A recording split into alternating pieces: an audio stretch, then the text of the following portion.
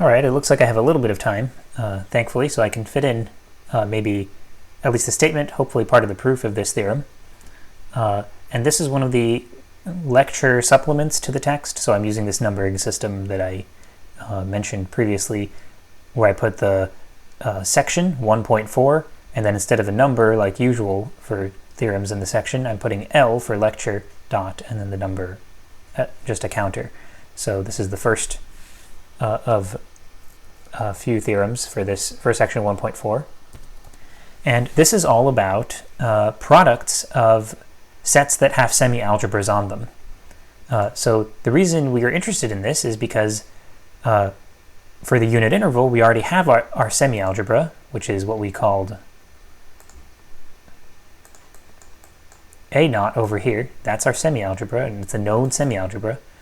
And when we go to the n-fold Cartesian product, what we're doing actually is just building a semi-algebra in sort of a formulaic way from a semi-algebra on the factor spaces.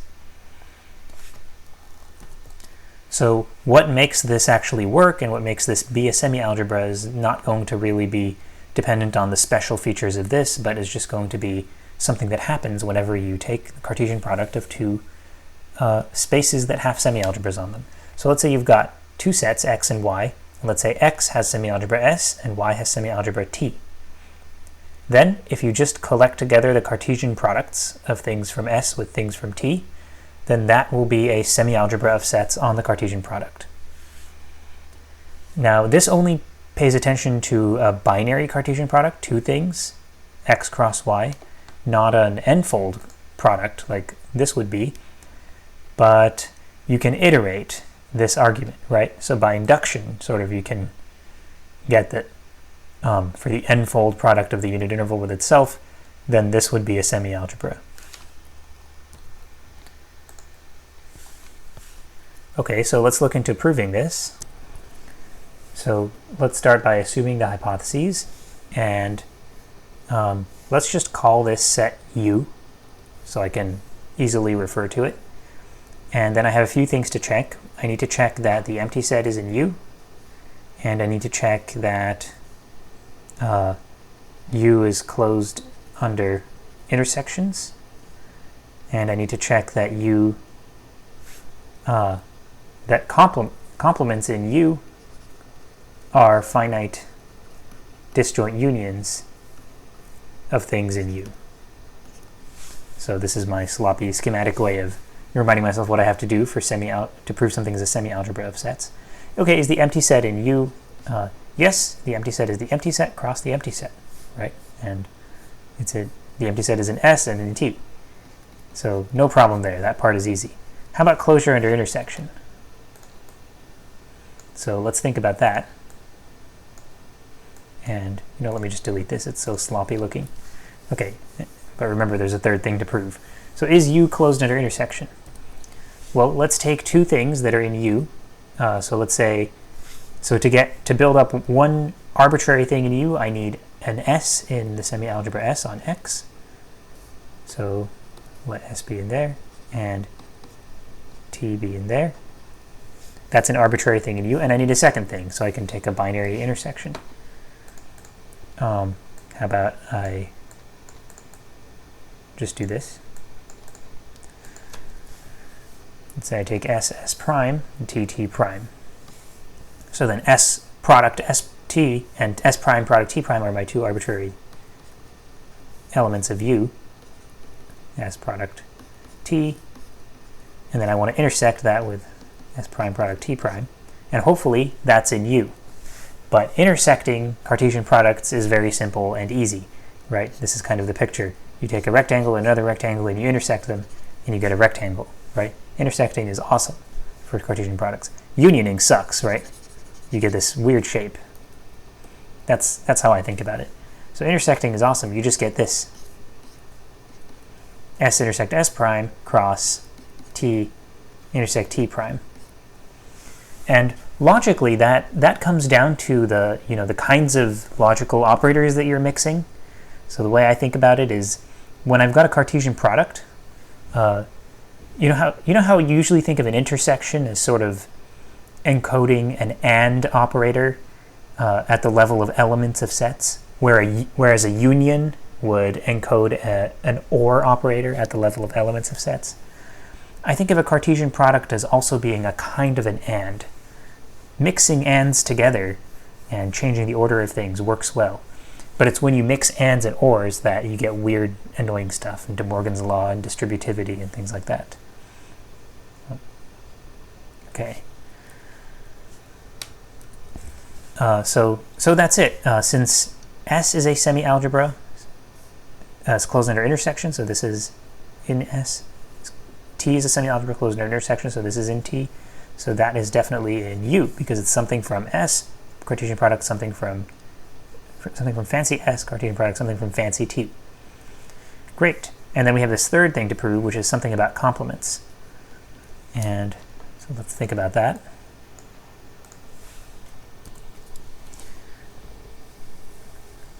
So let's see. Let S, let's take an arbitrary element of U. So first arbitrary element of S, arbitrary element of T. And then let's think about the global complement. So X product Y complement S product T. Is that going to be a finite union of disjoint things in fancy U?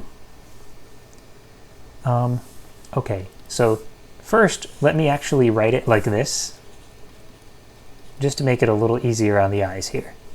So when I write this with the bar, you know what I mean. I mean X product Y delete S product T. So it's that kind of relative complement.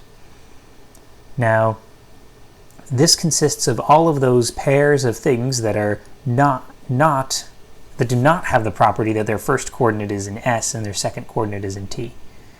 So you can write it like this. You could have your first coordinate not be in S and your second coordinate be in T. You could have your first coordinate be in S and your second coordinate be not in T. Or you could have both of your coordinates not being in the respective places. So to be clear, the bar means different things in different situations. So here it means X product Y delete S product T. But here S bar means X delete S. T bar means Y delete T. Okay, hopefully it's clear what that means. And this equality should be like a set theory easy kind of thing to prove. All right, so what was our goal? Our goal was to show that this complement can be written as a union of things in fancy U, right? A union of disjoint things in fancy U, a finite union. Or have we reached there yet? Not quite, because this complement is not necessarily in S, right? What we actually know from S being a semi-algebra is that this complement is a finite disjoint union of things in fancy S. So this can be written as some S1 union up to Sn, maybe, where this is a disjoint union, just meaning that it's a union of disjoint sets, and all of these sets are in fancy S. And T bar similarly can be written like this. Maybe there's a different number of them, and these are all disjoint, and they're all in fancy T. And so here, what do we have? We've got a union product T, right? That's going to distribute in a similar way to how like intersections distribute over unions. See what I mean? How a Cartesian product sort of sometimes behaves a lot like an AND. So we get sort of S1 cross T, union, Sn cross T, and then that's this, then union, and then this one is S cross T1, union, S cross Tm, there's m of them. And then what about this other one? That's a little different. So I've got a union, Cartesian product, a union. It's kind of like, algebraically speaking, I guess, it's kind of like a sum times another sum. So you get a double sum, right? Because you have this sort of distributivity law. So let's say I from 1 to n, j from 1 to m. I do not like writing double sum type things with dot dot dots. They just look horrible. Si product tj. So these three terms became these three terms, and you know these s's are all disjoint. So from that it follows that the stuff inside here, this is a disjoint union, right? If any of the sets here had a non-empty intersection, then just focus on the first coordinate and then you would get an intersection between two things here, which cannot be. And similarly, everything here, within here, they're all disjoint from each other. And similarly, within here, they're all disjoint from each other, right? Is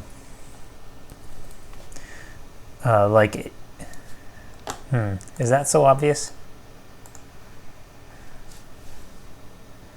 Yeah, like if you had Si cross Tj, say, and there were Si prime cross Tj prime, and let's say there was something in, there's some pair like x, comma y in there, then x would be an Si and an Si prime, so therefore I equals I prime, since the Si's are disjoint. And y would be in Tj and in Tj prime, so therefore j equals j prime, since the T's are the Tj's are disjoint. So that's verifying that the things being unioned inside the square brackets here are all disjoint from each other. So within the brackets, you've got families of disjoint things being unioned. And what about across the brackets, bracketed terms? So like, is everything from here disjoint from the things from here, and so on and so on? Well, remember that this stuff in these brackets is actually this here, and these brackets is this, and these brackets is this. So the three bracketed terms are just ways of writing these three things. And these three things were all disjoint, right? You know, like things in here have their first coordinate not being an s. Things in here have their first coordinate being an s. So they're disjoint. Things in here have their first coordinate being an s, things in here not an s, and so on. These are disjoint sets. So I'm going to consider that to be done. So I'll post a full written version of these notes with the lecture version of theorems. But yeah, now we know that products actually work really well when you're working with semi-algebras of sets. You can just take products of spaces and just take products of all the sets in the semi-algebras and you get a semi-algebra. So now we know that this part works at least. S here is a semi-algebra since it's this iterated product. Right? Like we take 0, 1, product 0, 1, and then the corresponding, you know, take this with this both being used as the S and fancy T there, and then take that and then product on another 0, 1, and so on, and you iterate, and the semi-algebra that you would build through this process is going to end up being the one that's made out of n-fold Cartesian products of things in there. So all that is to say, if you collect together products of intervals inside an n-fold, n-dimensional cube, or whatever you want to call it, then those form a semi-algebra. And the other main thing I want to work out on Friday, I guess it'll have to be, is does this work actually if you start with an additive function lambda on here, on something like this, and then you try to use multiplication like this to extend it to, or to create a version of lambda that now applies to Cartesian product things, then do you actually get an additive function on the Cartesian product semi-algebra? Okay, so I'll include some ideas for that in the notes that I post, and we can have fun with that next time.